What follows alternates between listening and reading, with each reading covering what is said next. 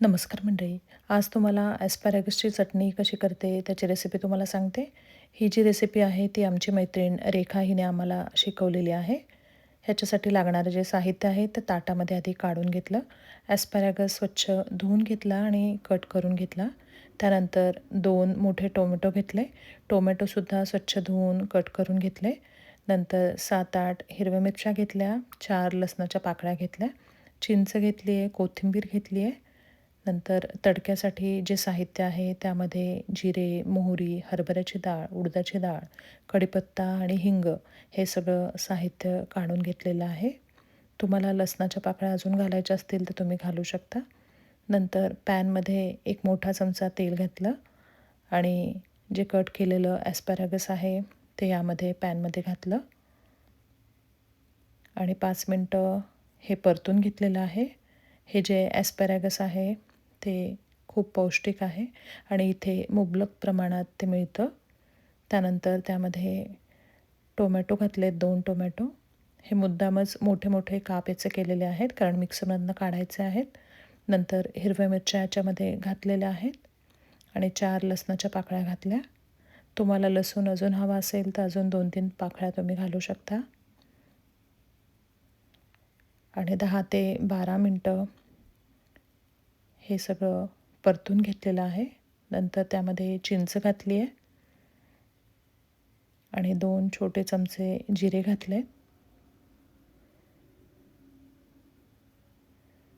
आणि हे सगळं जे मिश्रण आहे ते छान परतून घेतलेलं आहे. परतताना यावर झाकण ठेवायचं आहे. झाकण ठेवून 10 ते 12 मिनटं हे छान वाफवून घेतलेलं आहे.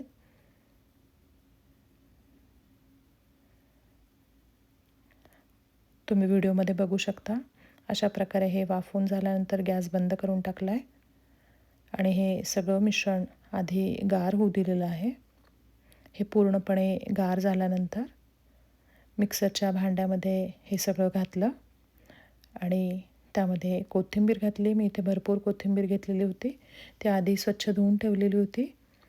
ह्याच्यामध्ये कोथिंबीर घातली आणि चवीनुसार यामध्ये मीठ पेरलेलं आहे आणि मिक्सरमधनं ही चटणी फिरवून घेतली. ह्याच्यामध्ये अजिबात पाणी घालायचं नाही आहे. टोमॅटो आणि हे सगळं असल्यामुळे छान ही मिक्सरमधनं बारीक होते. ही चटणी बारीक अशी मिक्सरमधनं फिरवून घेतली. त्यानंतर ह्याच्यावर तडका करण्यासाठी पॅन गरम केला. पॅनमध्ये आधी तेल घातलं आहे.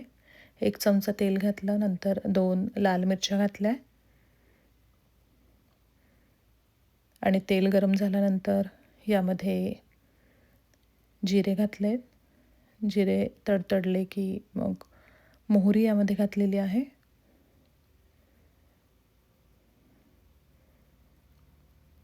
मोहरी पण तडतडल्यानंतर यामध्ये हरभऱ्याची डाळ आणि उडदाची डाळ घातली आणि ह्या दोन्ही डाळीसुद्धा गुलाबीसर छान तेलामध्ये परतून घेतलेल्या आहेत.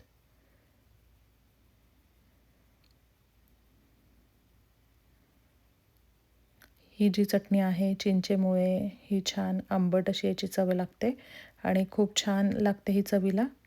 जी मैत्रीण आहे ती हैदराबादकडची आहे आणि तिच्या घरी आम्ही ही चटणी खाल्लेली होती, त्यामुळे तिला रेसिपी विचारली आणि तुमच्यासाठी ही करून दाखवते आहे. त्यानंतर त्यामध्ये कढीपत्ता घातला आणि हिंग घातलेला आहे. हा छान तडका असा तयार झालेला आहे.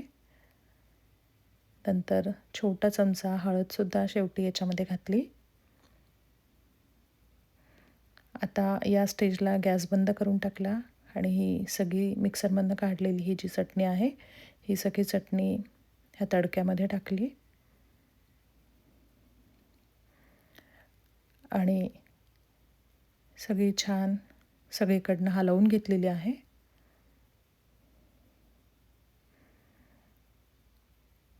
आणि दक्षिणेकडचे जे लोक आहेत ती ही चटणी ते भातासोबत सुद्धा खातात. ही चवीला खरंच खूप छान लागते. तुम्ही पण अशा प्रकारे ही चटणी करून बघा. नंतर एका बाउलमध्ये ही चटणी काढून घेतली आणि पौष्टिक अशी ही चटणी तयार झाली. तुम्हाला पण ही नक्की आवडेल. तुम्हीसुद्धा नक्की ट्राय करा. धन्यवाद.